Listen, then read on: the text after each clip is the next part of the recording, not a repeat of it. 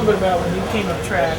Can I drink this? Because I am Sure. You go ahead and drink. Just talk loud enough that I can get your questions so I don't have to. More of this, I talk louder. Oh, okay. We'll get 3 more. Okay. That's right. So tell me a little bit about your first days at the Speedway. Well, my first days at the Speedway were, I was a kid coming off a farm, and I was in awe of this whole thing to start with. 1958, I was 20 years old, and this was really a neat, unique thing to be around all these superstars. And it was just about more than I could handle being from a farm kid. But it soon came about where I traveled across country with the guys and went to California, and then I grew up pretty quick, so it was quite an experience. Let's go back to that. So in the farm, there's probably a lot of smells, like animal smells and that kind of stuff. Contrast that with how walking to that track for the first time and what it felt like, it smelled like. Well, when you walked in the racetrack, you smelled the smell of fuel, plus a lot of them were running castor oil in the cars, and they were running additives, and it was a totally different smell than I smelled on the farm, because on the farm it was pigs and chickens and cows, and so it was a different atmosphere altogether. And then, so you traveled around the country, but you still came back to the Speedway. When did you first meet Jim Hurtebise? When I met Jim is when he first come back to the Midwest, and I'm not sure whether it was 59 or 60. I think.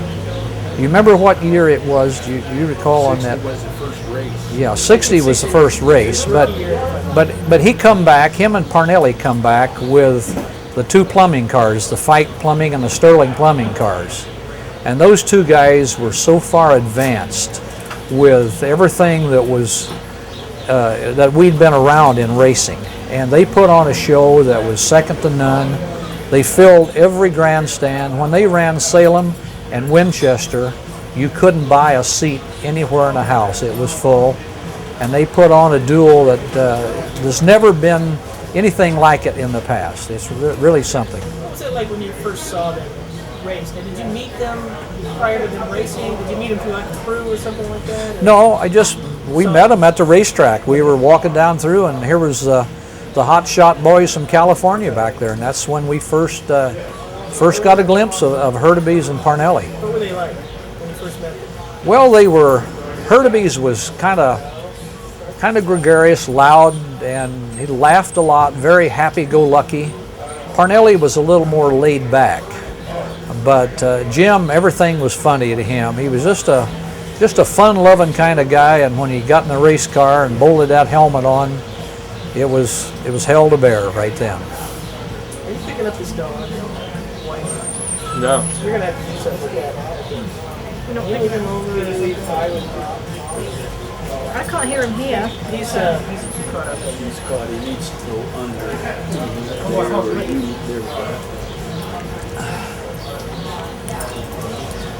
Over there. No, audio's been great. Okay, good. Am I talking loud enough for you? You're good. Good. So the first time you were walking down that, so where did you meet him? Was it at the track, 500, or was it at Salem? Or The first time I met Jim Hurtebise was at Salem. And he put on a show down there that was second to none. And from that time on through the whole era of Jim Hurtebise was excitement. Well, tell me about that first race. Why was it such a big show? What made that? Well, it was the duel between the 2. They'd been racing together in California in the tracks out west, and they put on the show like we had never seen before, and it was exciting to watch them, how one of them was inside the other one, and they swapped places, and it was like they had just unbolted their brain and left it in the toolbox before they went out in the race car. They had no fear. They were just it was something that we've never seen in the past. What was the crowd's response that first day at Salem? Well, the crowd response was great. I mean, they just went nuts over both of them, and like I said, they were very colorful. They were very outgoing. Parnelli brought back Joe Pittman with him, who was a mechanic that he was a show in himself, and it was neat to watch them 2 work together. And the thing that I can remember about Hurtebise and the crowd the most, it was at Terre Haute on dirt. And they were notorious about getting the track really wet and sloppy and soupy before the race to keep the dust down. And Hurtebise couldn't wait to get in the car, and he'd go out on the track, and as he got in the car, he would look up in the grandstand and pick a spot where he wanted to put the mud, and he'd come down the straightaways, throw it sideways, and squirt mud clear to the top of the grandstand. You look up and everybody was holding their papers, their purse, their everything over their heads, because he just turned the whole grandstand brown. And then he'd pull back in the pits and get out of the car and walk out in front of the grandstand and laugh and wave. And that was something that was, I've never seen anything like that from anybody else, and it was really neat to watch that. I'm glad I was there at that time. And that was that like, that was before the 500 then, it would probably be, what, before 1960? It could have been I don't know. I've been in racing 48 years, and the years have escaped me a little bit. But what were you doing? What was your position back then when you were hanging out at Salem? When you were car well, when I was there, no, I was just working in a crew on race cars. I started working right at the Speedway, working with a crew in 58, 59, and 60, and then we got to traveling around the country. I mean, like I said, I was like a kid in a candy store. I get in the car the first time and I'm going to California. I'd never been any farther west than Terre Haute. So it was quite an experience. And then when you got out and watched the sprint car racing in California, you realized why Hurtebise and Parnelli and some of the guys from the West Coast were wild and as good as they were, because those guys ran like there was no tomorrow. So they brought a whole different idea of racing back to the Midwest. Was there a saying back then about those guys, the way they ran, or was it like cliche, like drive it like it's stolen? Well, yeah, to the most point there was. I mean, it was just like there was no tomorrow, no fear. They just drove like we'd never seen before. Yeah, they were the Chevy twins. They'd come back, we'd been used to watching the Offies and stuff over the years, and the Flatheads, and they brought the Chevrolets back, and that was the start of the Chevrolet era into racing. Let's go back to that Salem day, that first day that you were there. Yeah. I know I'm kind of dwelling on that, but I think sometimes when you first meet somebody or first see something, it gives you a lot of the information that you need to have that whole experience. Sure. So I'm just trying to kind of go back to that. So you were there and you were crewing for someone? No, I wasn't crewing. I was just down there watching. Just watching. Because everybody was there to watch, because we'd heard about the hot dogs from the West Coast. And we got our money's worth that day. And I can't tell you exactly how they finished. I think Parnelli may have won that race, the first one that day, because Parnelli was probably the smoothest that ever set foot in a race car on a paved track. He was never out of shape. And something that I remember from that era, Joe Pittman was chief mechanic, and Joe's way of signaling him was he would walk out on the track. If Parnelli was smoking the tires coming off the fourth corner, he would walk out on the track puffing on a cigar, and he'd blow a big puff of smoke out. And that was Parnelli's signal that he was smoking the tires. The next time around, there was no smoke. And that used to be so neat to watch those two communicate on the racetrack without hand signals or anything. It was just a puff of smoke to let Parnelli know he was smoking the tires. And he had to smoke them at times because he had Hurtebise right on his tail all the time. So that was sort of the big attraction then for those guys racing together as kind of a team. Oh yeah, it was. Even though they were separate car owner kind of things or whatever. Well, they were the California buddies. I mean, sure, they were rivals, but they got along pretty well. I don't think there was really any animosity between the two, but when they were at the racetrack, they were both trying to win. So then you saw them at Salem, and then what was the next time you saw them? Winchester was the other high bank. Those were both high bank half-mile tracks. And at that point in time, they were turning those tracks in about 15 seconds. And when you drive a half-mile racetrack in 15 seconds, you're moving. 15 seconds. What is that speed? What is that? What's that? They were probably running at the fastest point on that track, probably 140 mile an hour. and the track was banked 30, I think 30 some degrees, which put them up on the wall. It's like running up on the wall and back down again, and so it was spectacular. Jim Hurtebise was probably one of the best that ever set foot in a race car, and some of the accidents he had, I'm sure, took a little of it out of him, because I mean, they're human like you and I. You get burnt real bad or get hurt real bad, you lose a little of that. But up to that point, it was like there was no tomorrow with him. He just ran the wheels off of stuff. So he came back to the Speedway after 60, and that was his Rookie of the Year award and all that kind of stuff. And he came back, right? Came back in 60. Yeah. He qualified in 1960 about 2.5, 3 miles an hour faster than anybody else. Right. Yeah. Even though he didn't sit on the pole. He qualified the second weekend. Considerably faster. Yeah. He was fearless. And one neat thing about him at the Speedway that I want to tell you before I forget it, he drove for the Granatellis. Now you've got 3 brothers that have fought all their life. I mean, they just stopped short of killing each other at times in their feuds. And our garage was right next door to theirs. Now, whose garage were you with? I was with MVS at the time, Molest, Voigt, and Summers. And we heard all of this yelling and carrying on. I mean, it was god-awful going on over there. So I kind of sauntered out the door to see what's going on. And I could hear Joe Granatelli tell Hurtebise, "You don't talk to my brother that way, now just shut up." He said, "You're talking in front of these people," because there was people outside the door listening. And Hurtebise turned, put his foot against the door and give it a big kick. And he said, "Shut the effing door." And I'll never forget that. I mean, he didn't care how mean, how much mafia ties they had or whatever. If he didn't want to hear it in front of the people, then shut the door. And that's what he did. So he wasn't afraid of anybody. He was fearless.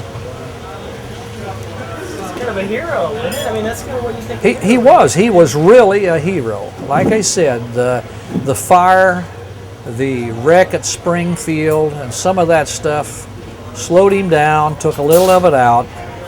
But as far as I'm concerned, he was still a hero to me until the day he died. I had a shop that had 10 employees. And when Hurtebise would come into the shop and want to talk, just tell us something. He'd come in and he was very jovial, laughing, telling about some big deal that he'd done with his airplane or whatever. And all the machines shut down in my shop, and we all just sat around. I mean, we've got customers in the office waiting on stuff, but our guys are all standing in the shop just listening to the story that Hurtebise was telling. And it was, to us, it was a huge pleasure to have him stop by and talk to us. Did he like to tell stories about it? Oh yeah, he would tell a lot of stories. You know, back when he did this and so on. Yeah, Did you want to eat some of that as we go? Yeah, if we want to, you know. I don't want to be talking with my mouth full. But, and Hurtebise was going for the lead. I mean, he was flat out, and he come off the 4th corner and flipped that car into the guardrail, out of the place. The car come apart in the air. It threw the front axle and everything out of it. And they had a spike tooth Hera, which they prepared the dirt track with. And Hurtebise lit on top of that spike tooth Hera. And when I saw it, I was looking right at it and I saw how gory it was. And I sat down and cried because I'd lost a hero and a very good friend. Because I knew there was no way anybody could live through that wreck.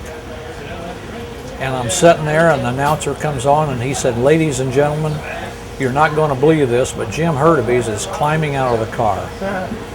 And that was one of the neatest things that I'd heard in a long time, was the fact that he was alive. Were you able to see it?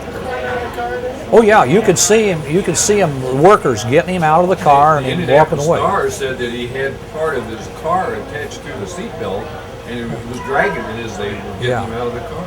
Yeah, it threw the car apart. We got to let him answer. We'll get you later. Because he's on camera, and whatever you say messes up what he says. Okay.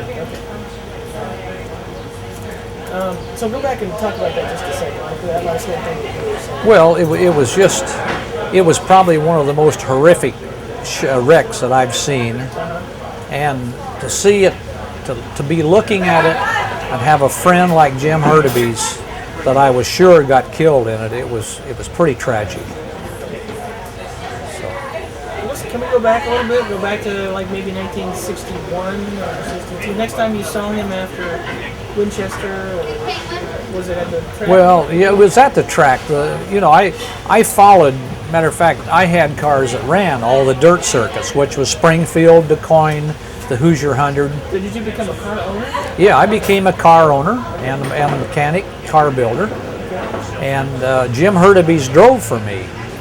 At one point in time, he drove Louis Center's car, and we took a 4-cam Ford engine. It was a Ford engine like they ran at the Speedway, with the exhaust coming out the top. There was a lot of fancy pictures taken of all the Ford engines with exhaust coming out of the top. We took those engines and turned the heads around and ran the pipes down along the side like the Chevy engines. And we put a 4-cam Ford in a car that A.J. Foyt had owned at one time. And Hurtebise drove for Dick Cecil and I. We were the mechanics on the car, and it was owned by Louis Center. And one of the shows that stood out more than anything was in Syracuse, New York. Everybody was watching Jim because that Ford had no torque coming off the corners. And he would drive the car in the corners so hard that everybody just knew he was going to crash, but he had to keep the momentum up. And they were just expecting any minute for him to drive right out through the end of the racetrack. And he put on a real show for them that day. Were there any? I'm sorry. Yeah, that's okay. Were there any times where you were, when he was driving for you, that you were at the track and you had your like critical moments, maybe where you guys shared the dialogue back and forth? Or? Well, one of the things that I remember when he was driving that car, it was at DuQuoin, Illinois. A guy drove through the first turn fence and was upside down, and they red flagged the race. So all the cars were pulling up in front of the pit area to stop because they'd red flagged it. I don't know what Hurtebise was doing, but he come off the fourth corner and he wasn't paying attention, and he drove into some of the stopped cars and tore the bumper off the front of the car. But when you start those cars, you had a starter that hooked into the bumper that locked it in place so that when you tried to start the engine, the starter wouldn't rotate. Well, here we're ready to start the race again, and our starter, it has no place to hook into. We had no way of holding it.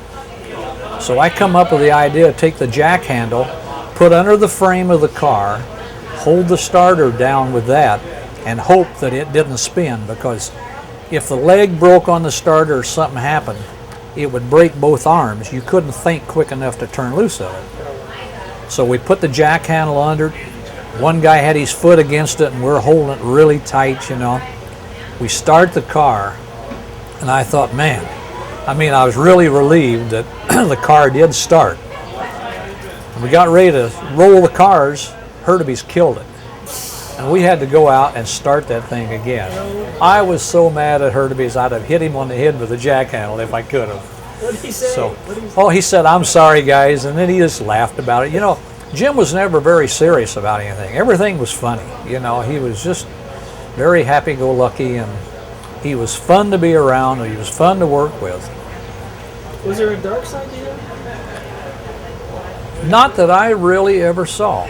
He was always just fun-loving, and he just loved life. He really did. He had a muffler shop there in Speedway, and of course his hands were all messed up and everything. So this was probably after 65. Yeah, it was after 65, and his title, the sign on the front of the shop, was "No Muff, Too Tough," and everybody went to him and got their mufflers fixed. But if he didn't want to be open that day, he just had a great big sign hanging on the door and said "Gone Fishing." He had no hours. He was gone fishing. So he did all the work himself, or didn't have people? He did most of the work himself. Once in a while he had a guy to help him, but he was in there and his hands were all gnarled, right his first race that he come back after being burnt was at Phoenix. And we had a little shop that we always worked out of. It was a little Mexican shop there in the corner of Phoenix. And they would just insist we come out, whether we had to work on cars or not. Well, it happened, we were there one day working on our car, getting ready for the Phoenix race. Hurtebise was out testing his car, him and his brother Pete. The car, it was a Halibran Shrike, and it would not stop. The brakes would not work on it. So they come up and they're unloading this thing, and I could tell that Pete and Jim were in a feud. I don't know what it was about, but what the problem was. And finally, they both left, and they come back, and Pete is really mad. And I said, "What's going on?" And he said, "That idiot," he said, he went to the junkyard and got a big truck master cylinder, and he started cutting out the cowling on top of the car to set that master cylinder down inside.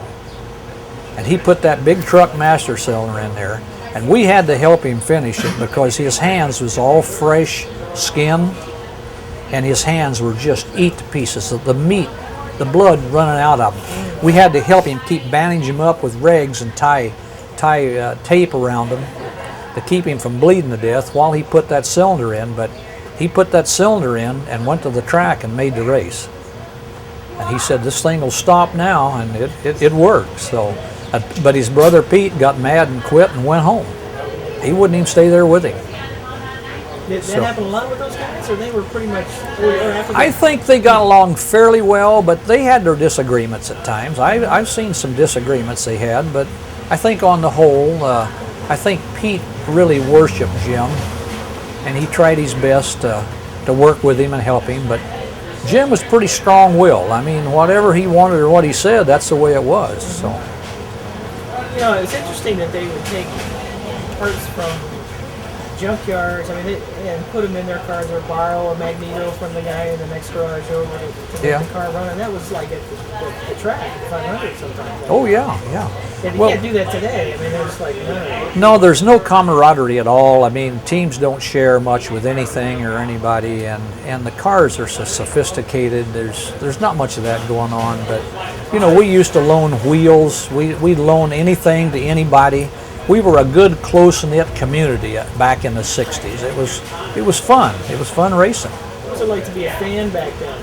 Did you get more access to the cars and stuff? Well, I think so. The fans, you know, the drivers reacted with the fans, and a lot of the drivers lived in the town of Speedway and some of the homes around the Speedway, and you know, you'd see them out eating at night with some of their neighbors, and it was just racing was a close-knit venture at that point. So you're out drinking a few beers with Jim Hurtebise? Oh yeah, I drank beers with Jim Hurtebise. I flew in his airplane. He had a seaplane that he used to fly, and I don't think it had ever been inspected. I mean, it was a tragedy in the air, but I think quite a few of us guys at the Speedway flew with Jim at some point in time, and I finally decided that I didn't really want to do that anymore because we were taking a good chance flying it, because it was pretty much just a bad situation. It's pretty interesting. I think it's just so fascinating, the community of racing. Well, it was a close-knit bunch. I was asked on a radio program here some time ago about how the drivers all trained back then, you know, because now they've all got their training areas and they've got their own trainers. And I said, well, usually the way the training went about was at 6 o'clock. The garages closed at the Speedway, and everybody went across the street. There was a place called the White Front, and that's where all the racing community went. And I said the training went, I said, if you noticed, a lot of the drivers, they wore t-shirts back then and stuff. You could see their arms, and they always had a big right arm, and that was because they're lifting the beer bottle from the bar to their mouth. That's the training that they worked on back then. So that's about all the training they really had. You didn't see anybody working out. There was very few guys that jogged or anything. But they all worked on their cars, and they were hard workers and everything. Do So you think it was harder to drive back then to get the speeds than it is today? Or do you I the think- skill is different? I think back then a driver had to really manhandle and work a car. He had to drive a car. Tom Sneeb has said it best about cars now. Tom said it's about 90% car, 10% driver. And I've viewed it over the years, and I really think he's pretty close to right. If you got all the engineers setting a car up now, that car will almost drive itself around the racetrack. So, but back then, those guys, it was brute force. They had to make it work. So that's. Were you there? You were at the track in 1960, is that right? I started working there in 1958. You So. saw Hurtebise. Were you there when Hurtebise qualified? Oh yeah, oh yeah. Was it such a big deal the way he was driving the race when he was doing that broadside stuff around that? I mean, he was sort of driving sprint and the Yeah. track. I mean, that Well, it was. I mean, he braved the car around the racetrack. I mean, there was no pussyfooting around at all with it. He drove the wheels off of it. And I mean, he did that through his whole career. Can you remember back in, say, 1965 when he had that accident? When he got burnt, Yeah, yeah, I remember it well because our pit was straight across from where he stopped. I grabbed a fire extinguisher and ran with a group of guys and helped lift him out of the car and laid him down.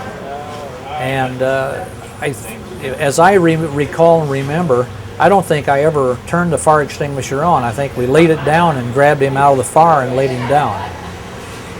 So it was quite a tragic thing because his fingers, the skin was dripping off his fingers, looked like like water balloons and everything. He was really burnt bad. Was he talking to you when you pulled him out, or was he in contact? He was communicating. I'm not sure if he was knocked out, but there was some communication there at the time that they took him out of there. And they took him right to Brooke Army Hospital in Texas. And it was good because that was probably the best burn center at the time in the country. And they got him immediately down there. A.J. Foyt was instrumental in getting him in there in Texas.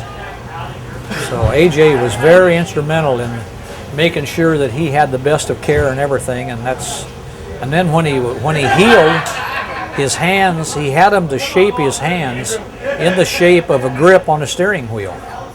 So he went through the rest part of his life on what parts of his hand he had. A lot of his fingers were burnt off, but they were shaped like the grip on a steering wheel. Because that was his dream, to get right back in a race car. And Do you remember seeing him after his rehabilitation before he had the race in '65? Did you ever have any contact with him? oh yeah, we saw him when he was back in Indianapolis before he went to Phoenix and ran that car that year. Yeah, What did he say to you guys? Did he seem happy? Or he didn't seem like that it was the end of the world or anything. He was just about like he always was. He laughed and was showing everybody his scarred up hands, and it wasn't like it was affecting him at all. how did you feel about that? Well, I felt like if I'd have gone through something like what he did, I sure wouldn't get the second chance to do it. I don't know. There's a lot of the drivers I've known over the years. They have no fear, no worry.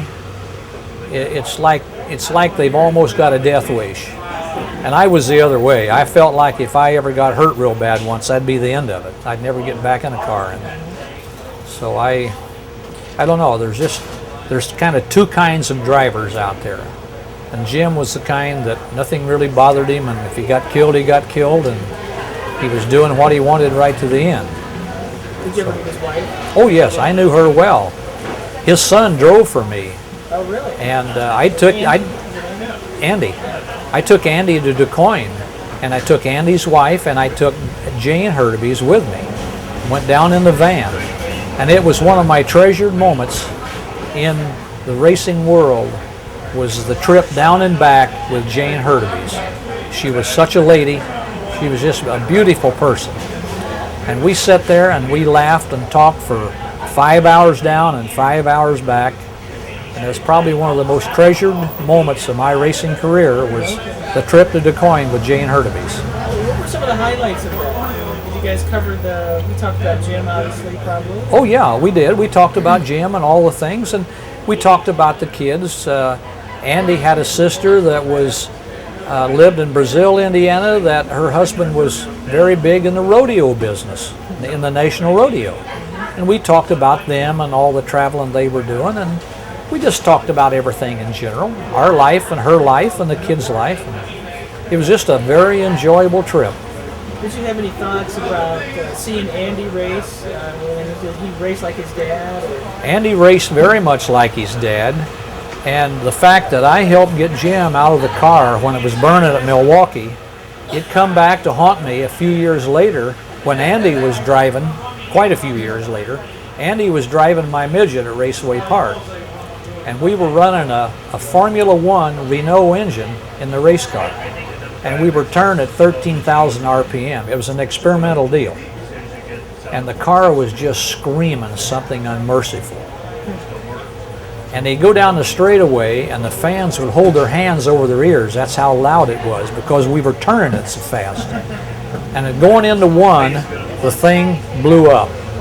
I mean, it just disintegrated the engine, caught on fire, and I'm on the backstretch timing him and watching. And he comes through the second turn, here's this huge big ball of fire, and the first thing that come across my mind is now, here, 2 generations of Hurtebise, I'm getting out of a burning race car.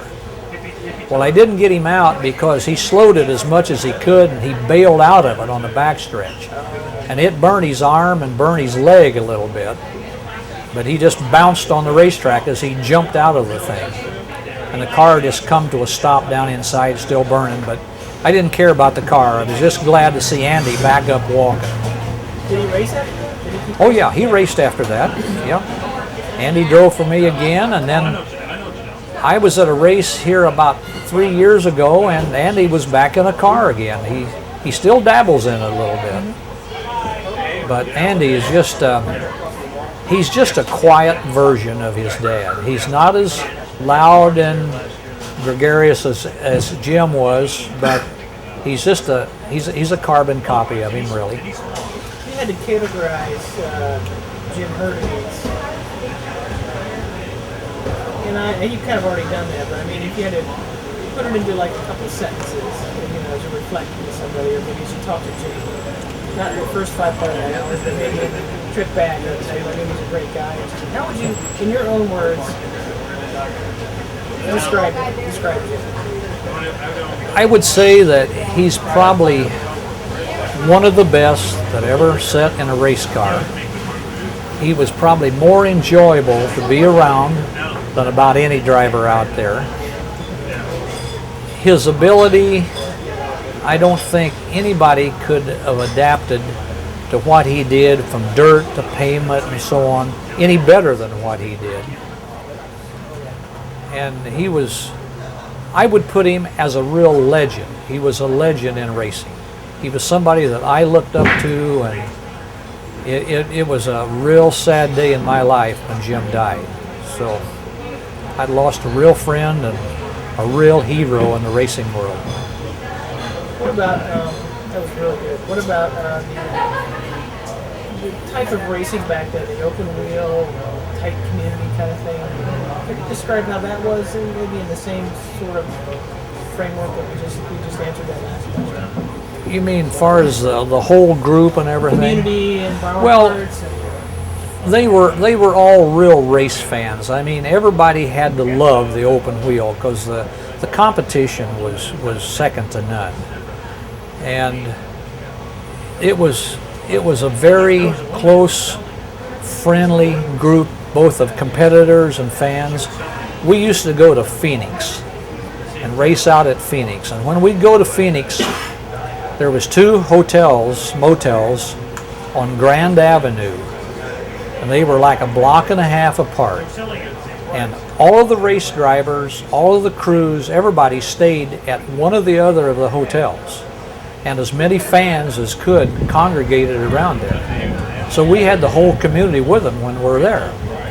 And we were a fun-loving, partying bunch of guys. I mean, Yeah. you know, you get around a bar at night. There were some rowdies in the business, and it got to the point where we get thrown out of one bar because we were too loud and boisterous. We'd go down the street to the other one, and then vice versa. We'd come back and forth. But everybody got along great. There was no harm done. Just a lot of fun, and it was neat. It's nothing like the racing is today. You missed it? Yeah, I miss it. I really do. I go to a race now, and I can take somebody with me just as a spectator or a fan, and you can check out and you don't find any race teams. They're all secured into their rooms. They don't like the camaraderie of mixing with the other teams, and you just don't have that kind of a camaraderie that we used to enjoy back then. And this is probably the last thing. I'd like to know a little bit about the Mallard. What you thought About the Mallard? the Mallard? Yeah. The Mallard was a neat, unique car, probably one of the most famous. It was probably almost as famous as the Novis were at the Speedway. And I think part of the being famous about it was the fact that it was Hurtebise's deal. And he would drive that thing way past the point of no return, going into the corners. He had that thing mastered. He could do anything with it. And I felt really sad that the tire companies neglected to work with him to build him the tires that he needed to make that car competitive with the rear engine cars. And part of that was due to the fact that we were getting into a lot of political stuff about that time. There was a lot of politics involved, and that was the era of bringing engineers and all this stuff in. And of course, Jim was the kind that he wanted to build his own race car and engineer it himself and go out and kick everybody's butt in that car. So therefore, him and the tire companies had a little bit of difference of opinion, and it created a little animosity there, and I think that was the demise of the Mallard. I really think that had the tire companies worked with him a little more and built a car for him, but there was a lot of money involved and a lot of politics at that time, and there was not anybody that wanted to see that old Roadster come in and outshine some of the new high-dollar rear-engine cars. That's where the politics and everything played a part of it. But it had the technology and the capability to do that, because he had it up over like 189, 90 Yeah, like I said, if it had tires that would have kept it on the racetrack and worked, if the tire companies had worked with him, that thing would have really shined, but they couldn't let it go out and outdo the rear engine cars. So it was sad.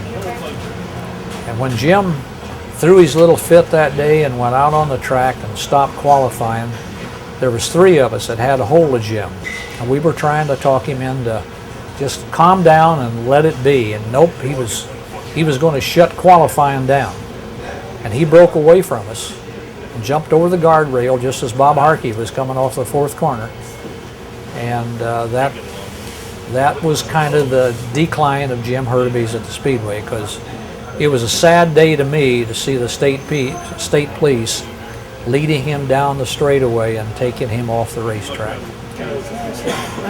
It was.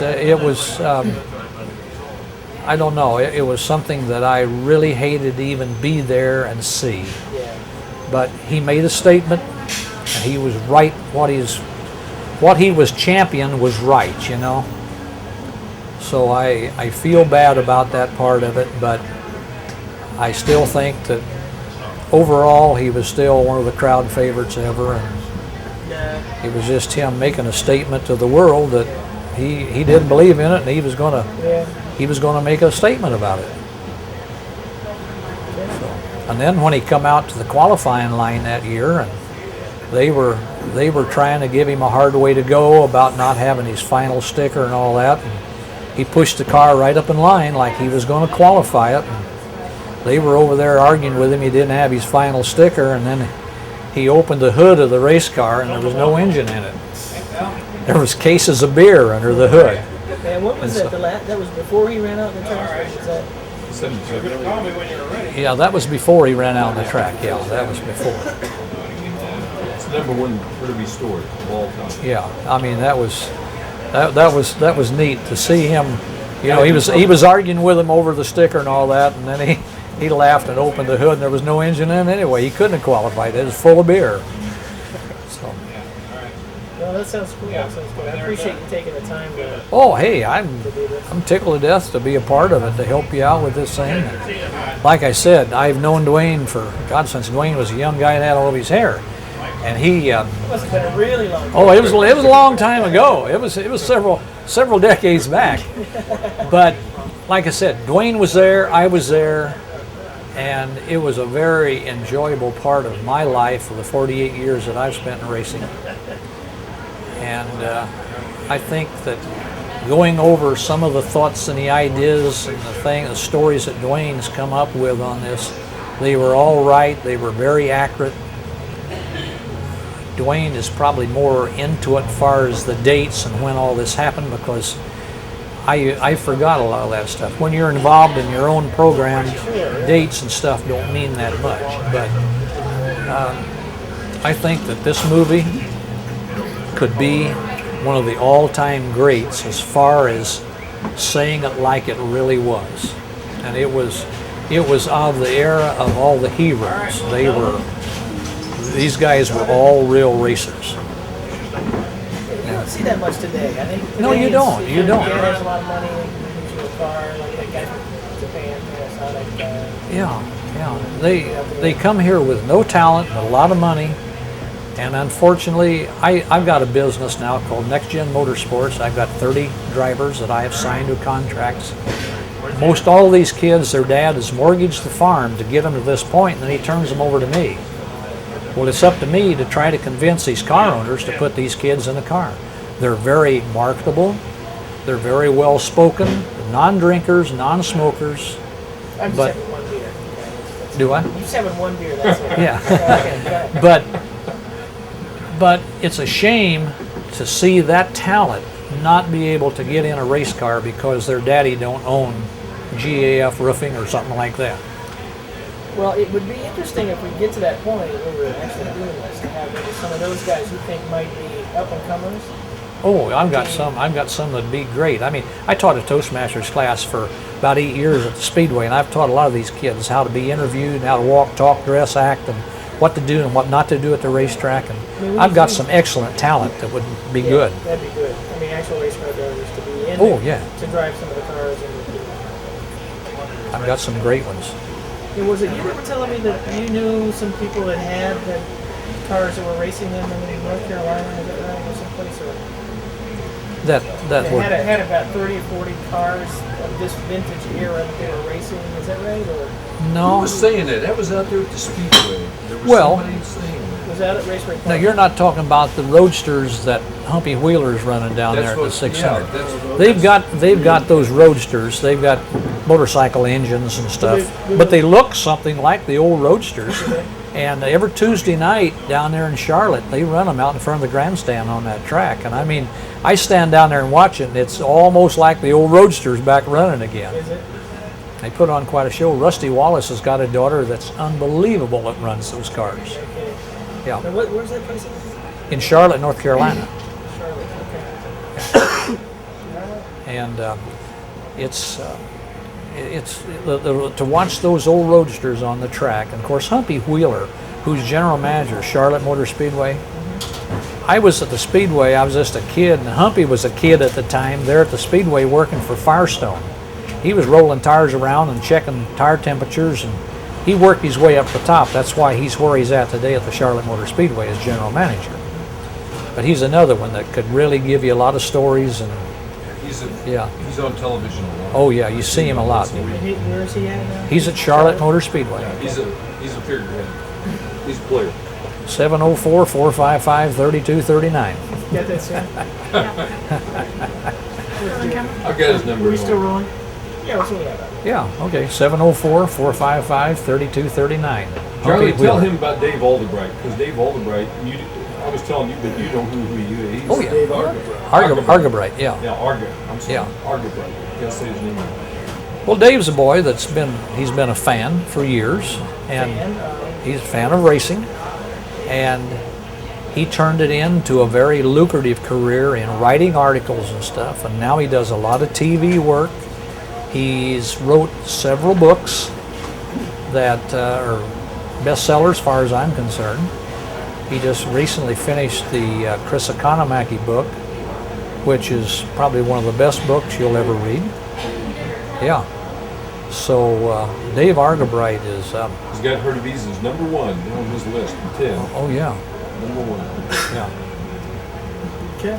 Yeah, it's neat to see stories like that where a guy come from just a race fan, and I had a young driver one time that used to follow me around with the dirt cars, and he's always standing outside the fence in the infield saying, "Charlie, can you get me in? Can you get me in?" Yeah, isn't that cool? And I got him in, got him around, and next thing I know, we're down at Paragon, I believe, and he's down there in a uniform, and he's running a sprint car.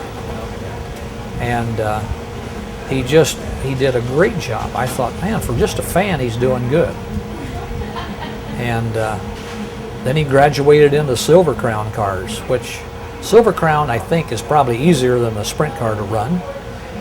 And he was doing real good with that. We went out to Phoenix, and we were out there talking with him, and I thought it was so neat to see somebody I know, because our paths crossed about every morning in town. I'm going to pick up drive shafts for my work, and he's going to his garage door business to work, and we'd always meet about the same corner, and I'd always wave at him. And I stood there and watched him back it into the wall and kill himself at Phoenix. And that's another thing, and one of the things I've lost a lot of good drivers over the years. And What was his name? Danny Milburn. No, at Phoenix at the big track. Yeah, just coming off of 1 going into 2. And I could tell you about a ton of those guys that I've been with over the years. And it's just a very tragic part of auto racing. And it used to be a lot more dangerous then than it is now. They've brought it a long way safety-wise with the seats that they're running now. Probably back in the 60s, there wasn't a lot of concern for safety. Well, there wasn't. I mean, had those seatbelts, guys, maybe? those guys didn't really worry much about it. I mean, you try to bring something safety, and they said, we don't need that stuff, you know. And I was the first guy to ever build a set of arm restraints, and I gave them to Ralph Ligori, and he ran Terre Haute, and they'd never heard of arm restraints before. And Ralph thought they were neat, but they weren't designed quite right, and as he turned the corner and get crossed up, his hand would hook on the strap, so he never wore them. But Terre Haute had a quarter midget club down there, and they made it mandatory that all their kids wore arm restraints. And from that point on, the arm restraint become more and more of what they needed. So then it's mandatory now, see? Tell him why they didn't need it on restraints. Well, you flip so hard that it just throws your arms out of the car. And you'll see pictures of Jimmy Bryan and several guys that were killed back before the roll cage and all that. As they're going through the trees out of the racetrack, both arms are just reached clear out. It stretches their body clear out. Well, not only is their arms out, but their head is way out there too. And so the arm restraints are fixed so that their arms can only come up so far. Because those arms just help, they're like a pendulum, it just helps pull the body right out of the car. Now they've got several seat manufacturers, but probably the major seat manufacturer is Butler Seats. And they build a seat that entraps your legs in a race car. It's got all kinds of aluminum framework and padding around here so your head's inside, so your head can't snap sideways, it can't go back. They've got the Hans device now, which is a safety deal that fits on your shoulders and your straps come over it, and it's hooked to your helmet so your head can only just go so far. So it's really hard to get hurt bad in a race car anymore. It's almost safe enough that I'd consider going back in one again. You can't see the driver. You can't see until after Dale Earnhardt got here. Yeah. See, they figured if he'd had a Hans, he'd have gotten out of the car and walked away. Well, if he'd had his seatbelt Yeah, fastened too. seatbelt His fastened. His seatbelt wasn't right. Well, His it seatbelt wasn't was fastened. wasn't They fastened. can say what they want, but it wasn't fastened. I mean, he did hit hard enough. No, I didn't So- think that was I didn't serious think he accident. did. But see, he wanted to jump out at the starting line and meet Mikey and his boy, and so he turned the belt loose coming off the fourth corner, and then the wreck happened. I'll guarantee you, if there's any way of proving it, that's what happened. His family sued, they lost. And when the belt was torn, those EMTs they're trained to, if you see blood or a driver critically injured, to cut that belt. And I think they reached in with a knife and they ripped that belt open. That's why the belt was cut. But I'll bet you if there was any way of knowing for sure, he turned that belt loose. Because his head was smashed so much against the steering wheel and the roll bar. I think we're good here. Thank you very much. I appreciate Well, it.